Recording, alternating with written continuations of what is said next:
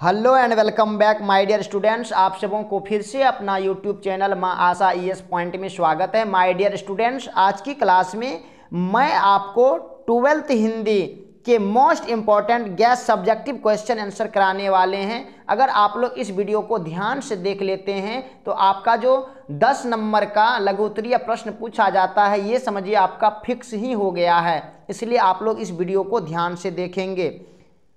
तो अगर आप हमारे YouTube चैनल पे नए आए हैं तो प्लीज़ इसको सब्सक्राइब करेंगे, लाइक करेंगे और अपने दोस्तों को भी शेयर करेंगे। देखिए, इससे पहले हमने एक वीडियो बनाए हैं जिसमें सेट ए, सेट 1 और सेट 2 और सेट 3 का सभी ऑब्जेक्टिव और सब्जेक्टिव क्वेश्चन हमने करा दिए हैं। अगर आपने वो वीडियो नहीं देखे हैं तो सबसे पहले आप वो वीडियो जा करके देखिए। और आज गद्य खंड के मोस्ट इंपॉर्टेंट सब्जेक्टिव क्वेश्चन कराएंगे, तो ध्यान से आप लोग इसको देखिएगा। तो प्रथम क्वेश्चन है, देखिए, अगर आपको ये तो निश्चित है, अगर आप ये वीडियो को अच्छे से देख लेते हैं ना शुरू से अंत तक, तो आपका जो 5 नंबर का झंझटे खत्म हो जाएगा। तो प्रथम क्वेश्चन है कि ओ सदानेरा किस नदी के लिए कहा गया है। ओ सदानेरा किस नदी के लिए कहा गया है। तो इसका जो आंसर लिखेंगे कि सदानेरा जगदीश चंद्र माथुर लिखित निबंध है। मतलब ये ओ सदानेरा जो है ना जगदीश चंद्र माथुर जी ने लिखे हैं। तो गंडक को निमित्त बनाकर लिखे गए इस निबंध में उसके किनारे की संस्कृति और जीवन प्रवाह की झांकी प्रस्तुत की गई है। यह गंडक नदी ही कुशीनगर जिले में नारायणी के नाम से जानी जाती है। इसी गंडक नदी से पंचनद है जहां वाल्मीकि आश्रम है। वहां अनेक ध्वस्त मूर्तियां बिखरी पड़ी हैं। यहाँ 173 मील की दूरी पर सोनपुर के निकट गंडक गंगा के संगम पर हरिहर क्षेत्र मिलता है। हाँ, गजग्रा युद्ध समाप्त हुआ और गज का संकट मोचन हुआ यहाँ पे। तो इतना अगर आप लिखेंगे, देखिए आपको जो है ना सबसे पहले क्वेश्चन को समझना बहुत जरूरी है। क्या करते हैं छात्र लोग कि क्वेश्चन को समझते नहीं है, सिर्फ आंसर रटे जा रहे हैं। माय डियर स्टूडेंट्स, आप रटिए कम लेकिन समझिए ज़्यादा, क्योंकि अगर आप समझे रहेंगे तो क्वेश्चन को किसी तौर से क्यों नहीं पूछा जाए आप उसका आंसर बता देंगे। हाँ, अब ऐसा भी नहीं है कि आपको रटना भी नहीं है, रटना भी है, लेकिन समझ करके रटना है। नेक्स्ट क्वेश्चन है कि क्या जूठन शीर्षक सार्थक है।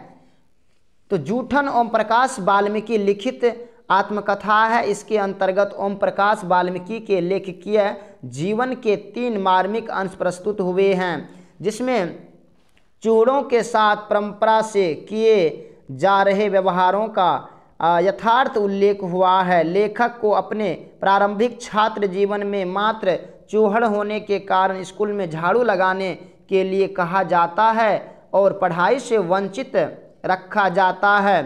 दूसरे अंश में चूहड़ों द्वारा सफाई का काम करने तथा भोज भंडारे के अवसर पर जूठन भर पाने के निम्न कोटिक अधिकार का वर्णन है। और तीसरे अंश में मृत मवेशी की खाल उतारने से संबंध का वर्णन हुआ है। अतः जूठन शीर्षक उपयुक्त एवं सार्थक है। My dear students, Om Prakash Valmiki ji का जो ये जूठन है ना, ये उसका आत्मकथा है, इसको भी आप ध्यान में रखेंगे।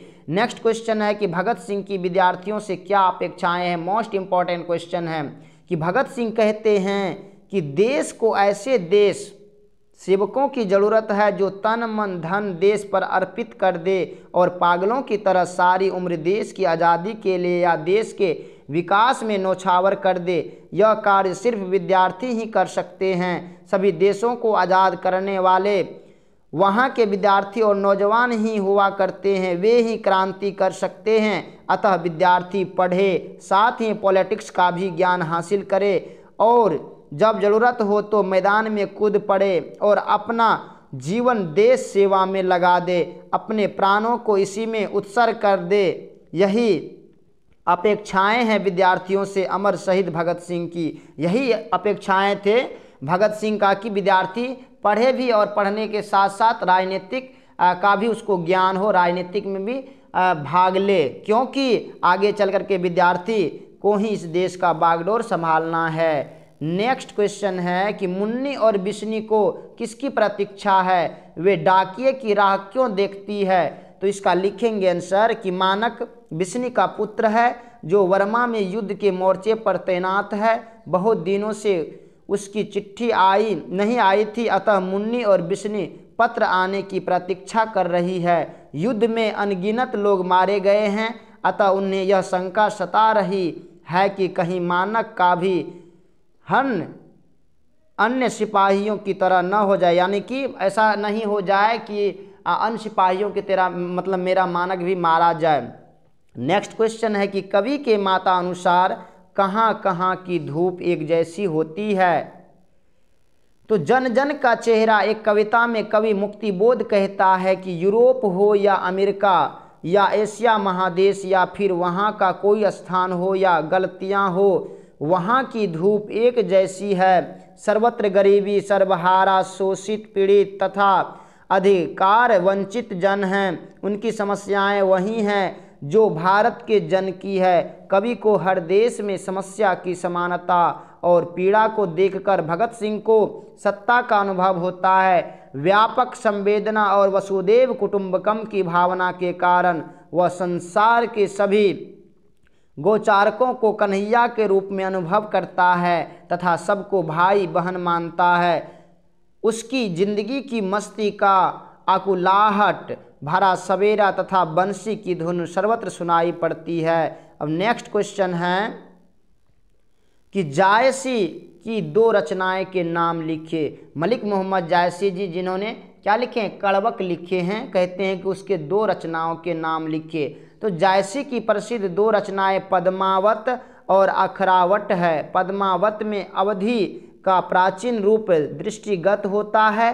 पद्मावत पर सूफी फारसी काव्यों का प्रभाव स्पष्ट है। पद्मावत जायसी का प्रेमाख्यानक काव्य है, जिसमें चित्तौड़ के राजा रत्नसेन एवं सिंघल द्वीप की राजकुमारी पद्मावती के प्रेम का चित्रण किया गया है। प्रेमाश्रयी काव्यधारा के कवियों में काव्य कला की दृष्टि से सर्वोत्कृष्ट स्थान पद्मावत के महाकवि मलिक मोहम्मद जायसी का है। नेक्स्ट क्वेश्चन है कि ब्रजभाषा के प्रारंभिक कवि कौन है। ब्रजभाषा के प्रारंभिक कवि कौन है। तो ब्रजभाषा के प्रारंभिक कवियों में महाकवि सूरदास प्रमुखतम है। उनकी कविता की भाषा इतनी विकसित, प्रौढ़ और समृद्ध हैं कि अपने वैभव और गांधीर्य से सबको चकित कर देती है। वह काल ब्रजभाषा के उत्कर्ष का था। अब नेक्स्ट क्वेश्चन है कि हिंदी का श्रेष्ठतम महाकाव्य कौन सा है। तो हिंदी का श्रेष्ठतम महाकाव्य श्री रामचरितमानस है। तुलसी ने मानस में रामचरित्र पर भक्ति का रंग चढ़ाकर उसे इतना सुंदर और प्रभावशाली रूप दिया कि राम का आदर्श चरित्र, जिसमें सुख दुख के अनेक प्रसंग आते हैं, अत्यंत मानवीय रूप में अंकित हुआ। तुलसीदास ने मानस में व्यक्ति धर्म और लोक धर्म को समान महत्व दिया। व्यक्ति अपने जीवन के उत्थान के लिए पुत्र, पिता, भाई, पत्नी, माता, सेवक जो भी हो, रामचरितमानस में अर्थों के आदर्शानुसार मनोकुल पात्रता पा सकता है। अपने अद्भुत काव्य, सौष्ठव, सरस कथा प्रवाह एवं उत्कृष्ट रचना शैली के कारण मानस हिंदी का श्रेष्ठतम महाकाव्य है। अब नेक्स्ट क्वेश्चन है, तो माय डियर स्टूडेंट्स, अगर आपने अभी तक क्लास 12th हिंदी 100 मार्क के जितने भी मतलब संपूर्ण काव्य खंड का अगर अभी तक आपने वीडियो नहीं देखे हैं तो आप प्लीज़ जा कर के इस वीडियो के डिस्क्रिप्शन में इसका लिंक दिया हुआ है, आप जा कर के इस वीडियो को देखिए। इस वीडियो में आपको संपूर्ण काव्य खंड एक ही वीडियो में दिया गया है, यानी कि कड़बक से लेकर के गांव के घर तक जितना भी मोस्ट इम्पॉर्टेंट ऑब्जेक्टिव क्वेश्चन है सबको इसी वीडियो में आपको मिल जाएगा। इसलिए आप जाकर के वहां पे इस वीडियो को जरूर देखें। अब नेक्स्ट क्वेश्चन है कि जयशंकर प्रसाद किस काव्यधारा के कवि माने जाते हैं। तो बहुमुखी प्रतिभा संपन्न साहित्यकार जयशंकर प्रसाद छायावाद के प्रवर्तक कवि होने के साथ साथ युग प्रवर्तक, नाटककार, निबंधकार, उपन्यासकार एवं कहानीकार के रूप में ख्यात है। छायावादी कवि के रूप में प्रसाद जी सर्वाधिक प्रख्यात है। वे छायावादी कवि चातुष्टय के भी महत्वपूर्ण स्तंभ है। कामायनी प्रसाद द्वारा रचित छायावादी महाकाव्य है और आधुनिक युग का श्रेष्ठ काव्य ग्रंथ है, जो छायावादी काव्य की चरम उपलब्धि है। नेक्स्ट क्वेश्चन है कि राष्ट्रीय पर्व पर किसका गुणगान गाया जाता है। तो माय डियर स्टूडेंट्स, आप बताएंगे मेरा आवाज़ आप तक क्लियर पहुंच रहा है कि नहीं, ये वीडियो आपको कैसा लग रहा है, आप कमेंट भी करेंगे। नेक्स्ट क्वेश्चन है, अगर अभी तक आपने अपने दोस्तों को शेयर नहीं किए तो फटाफट अपना दोस्तों को भी शेयर कर देंगे और चैनल को भी सब्सक्राइब कर लेंगे। तो इसका आंसर क्या होगा कि राष्ट्रीय पर्व पर उन्हीं सत्ताधारियों का गुणगान किया जाता है जो आधुनिक भारत के अधिनायक हैं, जो आज बदले हुए तानाशाह है। वे राजसी ठाठ बाट में रहते हैं, उनका रोब दाब एवं ताम झाम भड़कीला है। वे अपना गुणगान आम जनता से करवाते हैं। आज उनकी पहचान जनप्रतिनिधि की जगह अधिनायक अर्थात तानाशाह की तरह है। नेक्स्ट क्वेश्चन है कि गांधी जी ने झोपड़ी कहाँ बनाई थी। तो गांधी जी ने झोपड़ी भितरवा में मठ के महंत द्वारा एक महुए के पेड़ के नीचे दी गई जगह पर पहले खटिया बिछाए, फिर झोपड़ी बनाई। वहाँ वयोवृद्ध डॉक्टर देव आकर रहे और आश्रम को चलाते रहे। उस झोपड़ी को एमन साहब के कर्मचारियों ने जला दिया। बाद में वह खपरेल का भवन बना, जो अब भी बहुत कुछ मौलिक अवस्था में है। कस्तूरबा यहाँ रहकर आश्रम के कार्यकर्ताओं को देखभाल करती। गांधी जी प्रायः बेतिया और मोतिहारी में ही रहते। गांधी जी ने पुंडलिक जी को बेलगांव से भितरवा आश्रम में रहकर बच्चे को पढ़ाने के लिए ग्रामवासियों के दिल में भय दूर करने के लिए बुलाया था। पुंडलिक जी ने गांधी जी से सीखी निर्भीकता और वही निर्भीकता उन्होंने गांव वाले को दी। नेक्स्ट क्वेश्चन है कि लोहा क्या है, इसकी खोज क्यों की जा रही है। तो इसका आंसर लिखेंगे कि लोहा शक्ति का प्रतीक है। हर मेहनतकश आदमी लोहा है, जिसका योगदान पारिवारिक, सामाजिक एवं राष्ट्रीय सभी क्षेत्रों में है। वह ठोस होकर भी आदमी के जीवन और संबंधों में पूरी तरह से घुला मिला हुआ है। फावड़ा, कुदाल, बाल्टी, हंसिया, चाकू आदि सभी लोहे से बनते हैं। लोहे की खोज के माध्यम से जीवन मूल्यों के यथार्थ को रेखांकित किया गया है। इनमें दृष्टि, संवेदना, जिजीविषा और आत्मविश्वास का अपूर्व संगम है। नेक्स्ट क्वेश्चन है कि भगत सिंह कौन थे। तो अमर शहीद भगत सिंह आधुनिक भारतीय इतिहास की एक पवित्र स्मृति है। देश की स्वतंत्रता के लिए अपने प्राणों का बलिदान कर देने वाले हजारों लोगों तथा लाखों स्वाधीनता सेनानियों की प्रेरणा और उत्सर्गपूर्ण कार्यों के वे अस्थायी प्रतीक और प्रतिनिधि हैं। राष्ट्रीयता, देशभक्ति, क्रांति और युवा शक्ति के वे प्रेरणा पुंज प्रतीक हैं। यह अमर पद उन्होंने लगभग 23 वर्षों में ही हासिल कर लिया था। देश और जनता की स्वतंत्रता के लिए अपराजय संघर्ष तथा सामाजिक समानता, न्याय और सबकी खुशहाली पर टिकी समाज व्यवस्था के लिए क्रांति के स्वप्न के रूप में उन्होंने ऐसा कुछ प्राप्त हो गया था जिससे मृत्यु बहुत छोटी और तुच्छ दिखाई पड़ी। नेक्स्ट क्वेश्चन है कि तुलसी सीधे राम से न कहकर सीता से क्यों कहलवाना चाहते हैं। तो इसके दो कारण हैं। प्रथम, दरबारी संस्कृति जहां राजा से सीधे निवेदन करने के बदले उचित स्रोत से होकर जाने की परंपरा है। दूसरे, माता सीता भी राम की सेविका प्रिया पत्नी हैं। उनके कहने पर पैरवी प्रभावशाली होगी और अवश्य सुनी जाएगी। तुलसी ने इस तरह मर्यादा और पैरवी करने वाले पात्रता दोनों का प्रमाण दिया है। नेक्स्ट क्वेश्चन है कि चंपारण में शिक्षा की व्यवस्था के लिए गांधी ने क्या किया। तो इसको लिखेंगे कि चंपारण में शिक्षा की व्यवस्था के लिए गांधी जी ने अनेकों काम किए। उनका विचार था कि ग्रामीण बच्चों की शिक्षा की व्यवस्था किए बिना केवल आर्थिक समस्याओं को सुलझाने से काम नहीं चलेगा।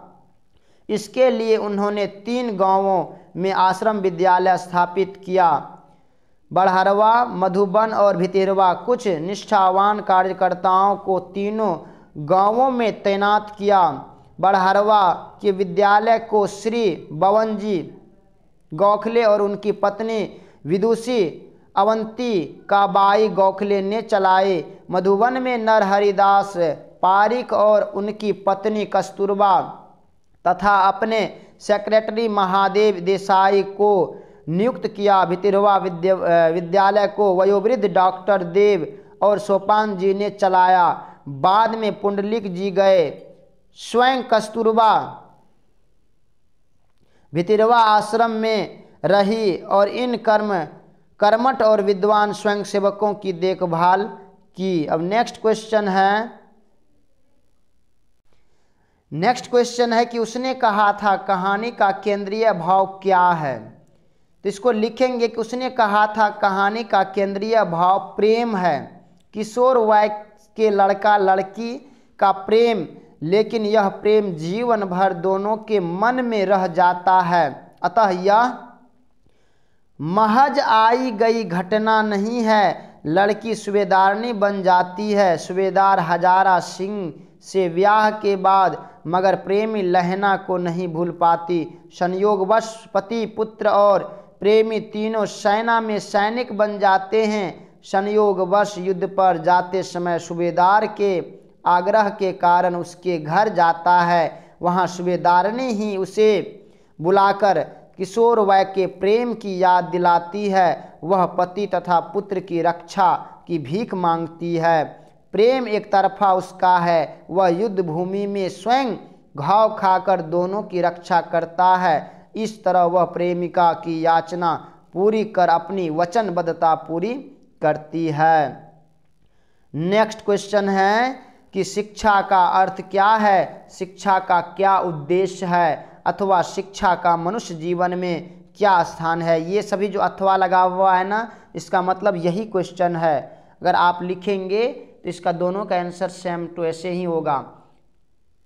तो इसको लिखेंगे शिक्षा का अर्थ है वह ज्ञान जिससे हम भयमुक्त और चिंता मुक्त होकर स्वतंत्रता पूर्वक जीने का वातावरण निर्माण करते हैं। शिक्षा के कई काम श्री कृष्णमूर्ति ने बताए हैं, जैसे संपूर्ण जीवन की प्रक्रिया को समझने में हमारी सहायता करना। दूसरा काम था कि हम में से प्रत्येक को स्वतंत्रतापूर्ण वातावरण के निर्माण के लिए प्रेरित करना। और तीसरा था कि हमारे भीतर क्रांति की ज्वाला का प्रकाश सतत बनाए रखना और अपने मन लायक काम में रम तापन पैदा करना। सारतः शिक्षा का उद्देश्य है मनुष्य को सभी प्रकार के बंधनों से मुक्त करना। नेक्स्ट क्वेश्चन है कि उषा का जादू कैसा है। ये उषा जिसने शमशेर बहादुर सिंह जी ने लिखे हैं ना, आप एक पॉइंट और नोट करेंगे कि शमशेर बहादुर सिंह को कवियों का कवि कहा जाता है। तो इसका आंसर लिखेंगे कि उषा का उदय आकर्षक होता है। नीले गगन में फैलती प्रथम सफ़ेद लाल प्रातः काल की किरणें हृदय को बरबस अपनी ओर आकृष्ट कर लेती है। उसका बरबस आकृष्ट करना ही जादू है। सूर्य उदित होते ही यह भव्य प्राकृतिक दृश्य सूर्य की तरुण किरणों से आहत हो जाता है। उसका सम्मोहन और प्रभाव नष्ट हो जाता है। नेक्स्ट क्वेश्चन है कि प्रगीत क्या है। तो आधुनिक हिंदी गीति कविता को पुरानी गीति कविता से भिन्न बताने के लिए उसे गीत के बदले प्रगीत कहा जाता है। पुराने गीत में 2 तत्वों की प्रधानता थी, आत्मनिष्ठता और गेयता। आधुनिक प्रगीत में व्यक्तिकता और आत्मपरकता तो है, लेकिन ज्ञेयता उस रूप में नहीं है जिस रूप में सूर्य, तुलसी आदि के पदों में है। व्यक्तिकता के कारण प्रगीत धर्मी कविताएं न तो सामाजिक यथार्थ की अभिव्यक्ति के लिए पर्याप्त समझी जाती है और न उनसे इसकी अपेक्षाएं की जाती है, किंतु कविता पर आज समाज का दबाव तीव्रता से महसूस किया जा रहा है। अब नेक्स्ट है, देखिए अगर अभी तक आपने 2009 से लेकर के 2022 तक का ऑब्जेक्टिव नहीं देखे हैं तो प्लीज़ जाकर के ऑब्जेक्टिव देख लीजिए, क्योंकि बिहार बोर्ड एग्ज़ाम जब भी क्वेश्चन पूछते हैं ना, वो पहले जो पूछा गया बिहार बोर्ड एग्ज़ाम में है वही सब क्वेश्चन पूछते हैं घुमा करके। इसलिए आपको क्वेश्चन बैंक का सभी ऑब्जेक्टिव देखना बहुत ज़रूरी है। इसका जो है ना लिंक हमारे डिस्क्रिप्शन में दिया गया है, आप जाइए और देखिए 2009 से 2022 तक के सभी ऑब्जेक्टिव क्वेश्चन को। बस एक ही वीडियो में आपको ये सारा ऑब्जेक्टिव क्वेश्चन मिल जाएगा। नेक्स्ट क्वेश्चन है कि प्रातः काल का नभ कैसा है। प्रातः काल का नभ, प्रातः काल का दृश्य बड़ा मोहक होता है। उस समय श्यामलता, श्वेतिमा और लालिमा का सुंदर मिश्रण दिखाई देता है। रात्रि की नीरवता समाप्त होने लगती है, प्रकृति में नया निखार आ जाता है। आकाश में स्वच्छता, निर्मलता तथा पवित्रता व्याप्त दिखाई देती है। सरोवरों तथा नदियों के स्वच्छ जल में पड़ने वाले प्रतिबिंब बड़े आकर्षक तथा मोहक दिखाई देते हैं।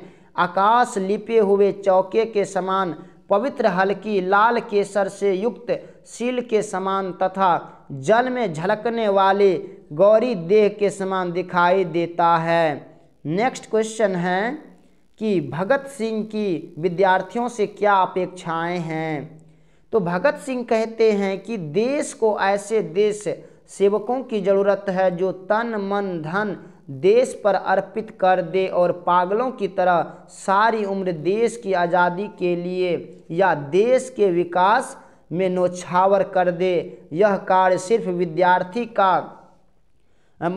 विद्यार्थी ही कर सकते हैं। सभी देशों को आज़ाद करने वाले वहाँ के विद्यार्थियों और नौजवान ही हुआ करते हैं, वे ही क्रांति कर सकते हैं। अतः विद्यार्थी पढ़े, साथ ही पॉलिटिक्स का भी ज्ञान हासिल करे और जब ज़रूरत हो तो मैदान में कूद पड़े और अपना जीवन देश सेवा में लगा दे, अपने प्राणों को इसी में उत्सर्ग कर दे। यही अपेक्षाएं हैं विद्यार्थियों से अमर शहीद भगत सिंह की। अब नेक्स्ट क्वेश्चन है कि मुन्नी और बिस्नी को किसकी प्रतीक्षा है, वे डाकिये की राह क्यों देखती है। तो इसका जो क्वेश्चन लिखेंगे इसका आंसर कि मानक बिस्नी का पुत्र है जो ब्रह्मा के युद्ध के मोर्चे पर तैनात है। बहुत दिनों से उसकी चिट्ठी नहीं आई थी, बहुत दिन से उसकी चिट्ठी नहीं आई थी। अतः मुन्नी और बिस्नी पत्र आने की प्रतीक्षा कर रही है। युद्ध में अनगिनत लोग मारे गए हैं, अतः उन्हें यह शंका सता रही है कि कहीं मानक का भी अन्य सिपाहियों की तरह न हो जाए। नेक्स्ट क्वेश्चन है कि बिस्नी कौन है, इसको किसकी प्रतीक्षा है। तो बिस्नी मोहन राकेश लिखित एकांकी सिपाही की माँ की नायिका हैं और सिपाही की माँ एकांकी में वह जातिवाचक संज्ञा के रूप में प्रस्तुत की गई है। वह सिर्फ मानक की माँ ही नहीं, सिपाही की माँ है। उसमें ममता और स्नेह कूट कूट कर भरा है। बिस्नी का पुत्र मानक है, उसे अपनी बहन की शादी के लिए पैसा चाहिए। अतः बिस्नी पैसा कमाने हेतु अपने पुत्र मानक को लड़ाई में भेजती है। मानक की चिट्ठी बहुत दिनों से नहीं आई थी, अतः बिस्नी पत्र आने की प्रतीक्षा कर रही है। उसे शंका सता रही है कि कहीं मानक का भी हश्र अन्य सिपाहियों की तरह न हो जाए। मतलब उसे बार बार डर होता है कि कहीं मेरा बेटा का भी वही हाल न हो जाए दूसरे सिपाहियों की तरह।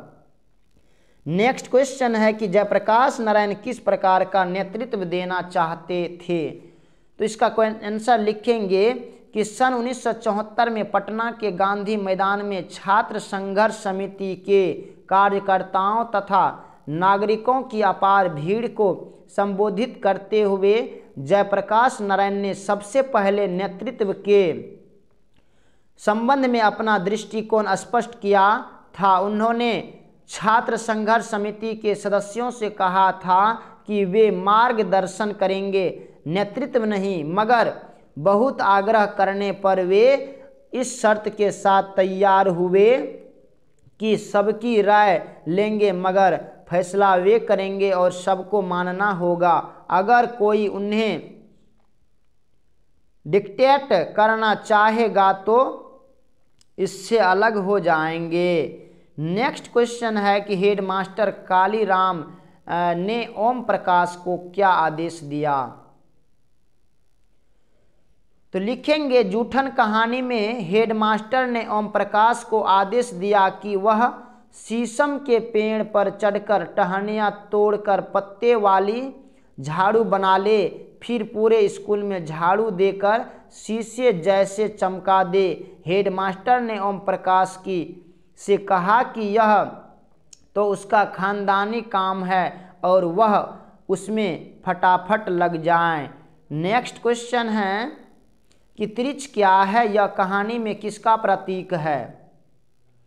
तो त्रिच एक कहानी है जिसका कथानक लेखक उदय प्रकाश के पिताजी से संबंधित है। इस कहानी का संबंध लेखक के सपने से भी है। एक दिन शाम को जब लेखक के पिताजी टहलने निकले तो एक त्रिच ने उसे काट लिया। बहुत उपचार के बाद भी वे नहीं बच सके और कुछ दिनों बाद त्रिच के जहर के प्रभाव से विक्षिप्त होकर मर गए। त्रिच छिपकली प्रजाति का जहरीला लिजार्ड है जिसे विषखापर भी कहते हैं। इस कहानी में त्रिच प्रचलित रूढ़ियों एवं अंधविश्वासों का प्रतीक है। दूषित मानसिकता से ग्रसित शहरी जीवन त्रिच की तरह भयानक और विषैला हो गया है। अब नेक्स्ट क्वेश्चन है कि लहना सिंह ने बोधा के प्रति किस त्याग का परिचय दिया था। तो इसका आंसर लिखेंगे कि बोधा सिंह सूबेदारनी और हजारा सिंह का बेटा है। एक बार सूबेदारनी जो लहना सिंह की कल्पना प्रेमिका थी ने लहना सिंह को कहा था कि युद्ध भूमि में मेरे पति और बेटे की रक्षा करना। एक बार युद्ध भूमि के खंदक में बोधा बीमार पड़ गया और 70 जर्मनी सिपाहियों ने आक्रमण कर दिया था। ऐसी विषम स्थिति में लहना सिंह ने बोधा सिंह को गाड़ी में लिटाकर भेजा और सूबेदारनी को दिए अपने वादे पर त्याग का परिचय दिया। नेक्स्ट क्वेश्चन है कि अर्धनारीश्वर की कल्पना क्यों की गई है। तो अर्धनारीश्वर भारत का एक मिथकीय प्रतीक है जिसमें दीन कर अपना एक आदर्श निरूपित होते देखते हैं। अर्धनारीश्वर शिव का प्रतीक है। यह शिव और शक्ति यानी कि पुरुष और स्त्री के बीच पूर्ण समन्वय का प्रतीक है। यह प्रतिपादित करता है कि पुरुष और स्त्री जीवन व्यापार में एक दूसरे के पूरक हैं, दोनों एक दूसरे पर निर्भर है, दोनों में कोई स्वतंत्र क्या नहीं है। नेक्स्ट क्वेश्चन है कि यह जानकर कि लड़की की कुड़माई हो गई है, लड़के की क्या हालत हुई, मतलब क्या प्रतिक्रिया हुआ। तो इसका आंसर लिखेंगे कि लड़की से यह जानकर कि उसकी सगाई हो गई है लहना सिंह हतप्रभ रह गया, मतलब हताश हो गया। लहना सिंह ने बचपन में मिली सूबेदारनी के प्यार की किरण को दुनिया से बचाकर अपने हृदय में संजोए रखा। अंत में उसे युद्ध भूमि में उसके पति और बेटे की जान बचाकर अपने सुषुप्त प्रेम की रक्षा की। अब नेक्स्ट क्वेश्चन है कि रोज कहानी में मालती को देखकर लेखक ने क्या सोचा। तो मालती लेखक की दूर के रिश्ते की बहन है, दोनों बचपन के साथी है। लेखक उसे अपनी सखी मानता है। एक दिन लेखक दोपहर में उसके घर जाता है। उस घर में सन्नाटा छाया हुआ था, मानो उस पर सांप की छाया मंडरा रही हो। घर के वातावरण में कुछ ऐसा अकथ, अप्रत्याशित, बोझल और प्रकंपमय घना सा सन्नाटा छाया हुआ था। जब मालती को लेखक देखता है, उसका चेहरा मुरझाया हुआ उदास लगता है। मालती में उसे पीड़ा का अथाह सागर नजर आता है। अब नेक्स्ट क्वेश्चन है कि भगत सिंह के अनुसार देश को कैसे युवकों की आवश्यकता है। तो इसका आंसर लिखेंगे कि भगत सिंह कहते हैं कि देश को ऐसे देश सेवकों की ज़रूरत है जो तन धन मन देश पर अर्पित कर दे और पागलों की तरह सारी उम्र देश की आज़ादी के लिए या देश के विकास में न्यौछावर कर दे। भगत सिंह यह जानते थे कि समाज में क्रांति लाने के लिए जनता के सब में राष्ट्रीयता का प्रसार करना होगा। उन्हें एक ऐसी विचारधारा से अवगत कराना होगा जिसकी बुनियाद संभववाद और समाजवाद पर टिकी हो, जहां शोषण की कोई बात न हो। इसलिए उन्होंने लिखा कि समाज में क्रांति विचारों की धार से होगी। वे समाज में गैर बराबरी, भेदभाव, अशिक्षा, अंधविश्वास, गरीबी, अन्याय आदि दुर्गुण के विरोधी, दुर्गुण एवं अभाव के विरोधी के रूप में खड़े होते हैं। अब नेक्स्ट क्वेश्चन है कि उसने कहा था कहानी का प्रारंभ कहाँ से किस रूप में हुआ। तो इसका आंसर लिखेंगे कि कहानी अमृत शहर के भीड़ भरे बाजार में शुरू होती है, जहां 12 वर्ष का लड़का लहना सिंह और 8 वर्ष की एक लड़की को तांगे के बीच आने से बचाता है। लड़का लड़की। अब नेक्स्ट है, देखिए अगर आप 2009 से 2022 तक के हिस्ट्री क्वेश्चन बैंक का ऑब्जेक्टिव अगर आपने नहीं देखे हैं तो आप हमारे प्लेलिस्ट में जाइए, वहाँ पे 2009 से 2022 तक के इतिहास के सभी मोस्ट ऑब्जेक्टिव क्वेश्चन आंसर करवाया गया है। आप लोग इस वीडियो को ध्यान से देखेंगे, एक ही वीडियो में आपको सारा ऑब्जेक्टिव आपको मिल जाएगा। और इसका जो बचा हुआ पार्ट था ना कि और यह पूछते हुए, ये इसका क्वेश्चन क्या था कि हाँ उसने कहा था कहानी का प्रारंभ कहाँ और किस रूप में होता है। तो इसी का एक अंश यहाँ भी है कि यह पूछते हुए छेड़ता है तेरी कुड़माई मंगनी, यानी कि मंगनी हो गई है। लड़की धत कहकर भाग जाती है। एक दिन वह धत कहकर भागने की बजाय कहती है कि हाँ कल हो गई, देखते नहीं यह रेशम के फूलों वाला सालो। और यही से फिर उसके बाद प्रतिक्रिया शुरू हो जाता है। अब नेक्स्ट क्वेश्चन है कि पुरुष के गुण क्या है। तो दिनकर जी अपने प्रसिद्ध निबंध अर्धनारीश्वर में पुरुष के निम्न गुण बताए हैं। प्रथम है कि अध्यवसाय, दूसरा है साहस और तीसरा है शूरता। नेक्स्ट क्वेश्चन है कि पुंडलिक जी कौन थे। तो इसको लिखेंगे पुंडलिक जी भितरवा आश्रम विद्यालय के शिक्षक थे। गांधी जी उन्हें बेलग्राम से सन 1917 में बुलाया था शिक्षा देने और ग्रामीणों के भयारोहण के लिए। पुंडलिक जी गांधी जी के आदर्शों को सच्चे दिल से मानने वाले बड़े ही निर्भय पुरुष थे। पहले एक कायदा था कि साहब जब आए तो गृहपति उनके घोड़े की लगाम पकड़े। एक दिन एमन साहब जो उस समय बड़े अत्याचारी थे आए तो पुंडलिक जी ने कहा नहीं, उसे आना है तो मेरी कक्षा में आए, मैं लगाम पकड़ने नहीं जाऊंगा। पुंडलिक जी ने गांधी जी से सीखी निर्भीकता गांव वाले को दी। यह निर्भीकता चंपारण अभियान की सबसे बड़ी देन है।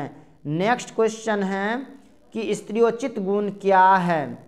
तो दया, ममता, सहिष्णुता और भीरुता स्त्रियोचित गुण है। स्त्रियोचित गुण यदि पुरुष में आ जाए तो पुरुष में देवत्व का गुण आ जाएगा। स्त्रियोचित गुण पुरुष को कर्कश और कठोर होने नहीं देगा और मनुष्य युद्धों में अपना रक्त बहाने से बच जाएगा। नेक्स्ट क्वेश्चन है कि दानव दुरात्मा से क्या अभिप्राय है। इसका आंसर लिखेंगे, यह दोनों शब्द पूंजीपतियों तथा उपनिवेशवादियों के लिए आया है। ये लोग का शोषण करते हैं, अतः दानव हैं, तथा खूबसूरत ढंग से लोगों को ठग कर शोषण करते हैं, अतः दुरात्मा है। नेक्स्ट क्वेश्चन है कि डायरी क्या है, डायरी क्यों लिखनी चाहिए। तो डायरी दैनिक जीवन में तिथि क्रम से घटी कुछ विशिष्ट अनुभवों, घटनाओं, विचारों, प्रतिक्रियाओं और भविष्य के लिए घटित होने वाली अभिव्यक्ति का साहित्यिक स्पर्श है। डायरी इसलिए लिखनी चाहिए ताकि व्यक्ति को उसकी घटनाओं एवं दुर्घटनाओं, दुर्बलताओं, प्राकृतिक और लोक जीवन से गहरा लगाव हो। नेक्स्ट क्वेश्चन है कि बिस्नी मानक को लड़ाई में क्यों भेजती है। तो इसका आंसर लिखेंगे कि मानक अपनी मां का इकलौता बेटा और विवाह के लिए तैयार अपनी बहन का इकलौता भाई है। उनकी आर्थिक हालत अच्छी नहीं है, बहन की शादी के लिए पैसा चाहिए, अतः बिस्नी पैसा कमाने हेतु अपने पुत्र मानक को लड़ाई में भेजती है। नेक्स्ट क्वेश्चन है कि आंदोलन के नेतृत्व के संबंध में जयप्रकाश नारायण के क्या विचार थे। आंदोलन का नेतृत्व वे किस शर्त पर स्वीकार करते हैं। तो आज़ादी के 28 वर्ष बाद देश में भूख है, भ्रष्टाचार है, महंगाई है, हजारों नौजवान बेरोजगार है, शिक्षा में गुलामी घुली है, इसलिए एक आंदोलन की आवश्यकता थी। विधानसभा बदलने के लिए नहीं, व्यवस्था बदलने के लिए इसकी आवश्यकता है। संपूर्ण क्रांति आंदोलन। जयप्रकाश जी ने आंदोलन का नेतृत्व इस शर्त पर स्वीकार किया कि मैं सबकी सलाह लूँगा, लेकिन फैसला मेरा होगा, वह सबको मानना होगा। यदि कोई मुझे आगे करके पीछे से डिक्टेट करेगा तो मैं नेतृत्व छोड़ दूंगा। नेक्स्ट क्वेश्चन है कि स्त्री को अहेरिन और जादूगरनी कहने के पीछे क्या मंशा होती है, क्या यह उचित है। तो नारियों की उपेक्षा करते हुए अंग्रेज लेखक बर्नार्ड शॉ ने स्त्री को अहेरिन, नागिन और जादूगरनी कहा। उनका ऐसा कहने के पीछे उनकी मंशा स्त्रियों की अवहेलना करना है। उनकी क्या है, ईजाद इसलिए पुरुष करता है क्योंकि उनसे उसे अपनी दुर्बलता अथवा कल्पित श्रेष्ठता को दुलारने में सहायता मिलती है। यह जरूरी नहीं है कि यह विकार दोनों में है। नाग और जादूगर के गुण भी नारी में कम, पुरुष में अधिक होते हैं एवं आखेट तो मुख्यतः पुरुष का ही स्वभाव है। अतः स्त्री को इस तरह निकृष्ट उपाधियों से विभूषित करना उचित होगा। तो माय डियर स्टूडेंट्स, हमने 40 मोस्ट सब्जेक्टिव क्वेश्चन आंसर करवाए हैं। अब वीडियो काफ़ी लंबी हो जाएंगे, इसलिए इसका जो नेक्स्ट क्वेश्चन है उसको हम पार्ट बी में बनाएंगे।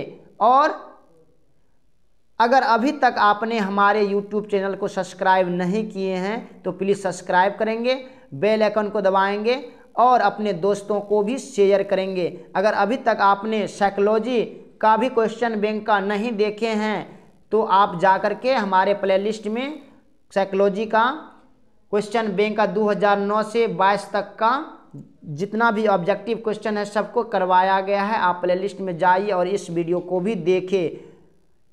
अगर अभी तक आपने हमारे YouTube चैनल को सब्सक्राइब नहीं किए हैं तो प्लीज़ इसको सब्सक्राइब कर देंगे और अपने दोस्तों को भी शेयर करेंगे। बाकी thanks very much, all the best. फिर मिलते हैं आगे की वीडियो में, तब तक जय हिंद।